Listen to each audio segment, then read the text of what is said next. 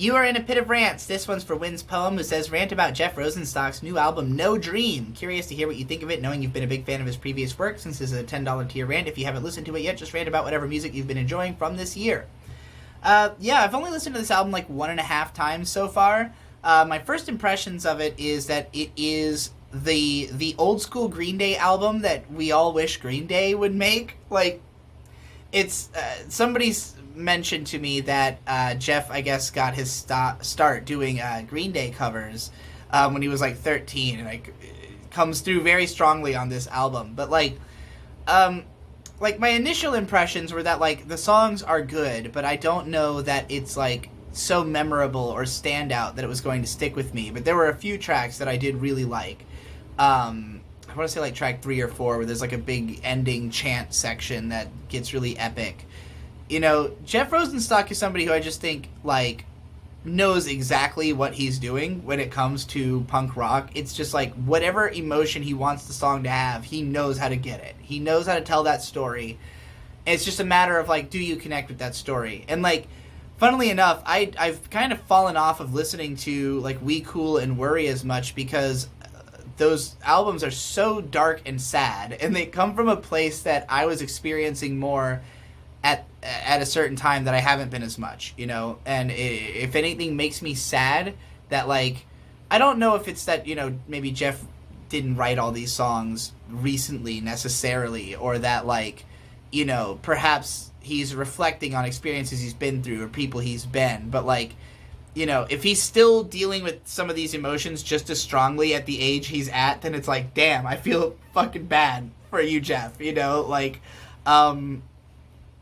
and so, yeah, like, it's not that I don't still appreciate, you know, all the emotions on those albums, but, like, I don't know, for me, it almost feels like I'm wallowing if I listen to something that's that, like, sad at a time when I'm not that sad, you know? But No Dream is not as, from what, you know, from the couple times I've listened to it, doesn't seem as wallowy as those albums. It seems more angry, more punchy and directed, so maybe I will connect with it once more. I had not really connected with Post. Like, I thought that album was good, but I did not find myself listening to it, like, repeatedly.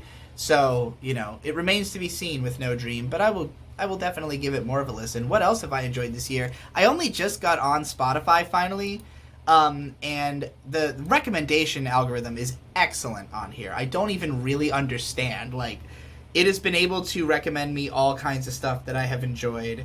So, whether it be from this year or not, some of the recent things I listened to that were good include Glass Beach from last year, the first Glass Beach album. That thing is really cool.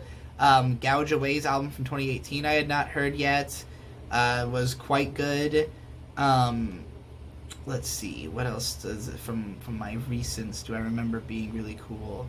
From this year, City Morgue Volume 2 I have enjoyed quite a bit. It's not like an amazing album, but it is consistently good, which their first album was kind of spotty.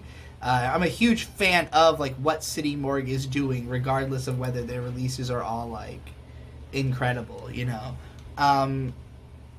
But yeah, that's like the main stuff that's like that I've caught on to recently, or that was good from this year that I see coming up for me. But yeah, check that stuff out.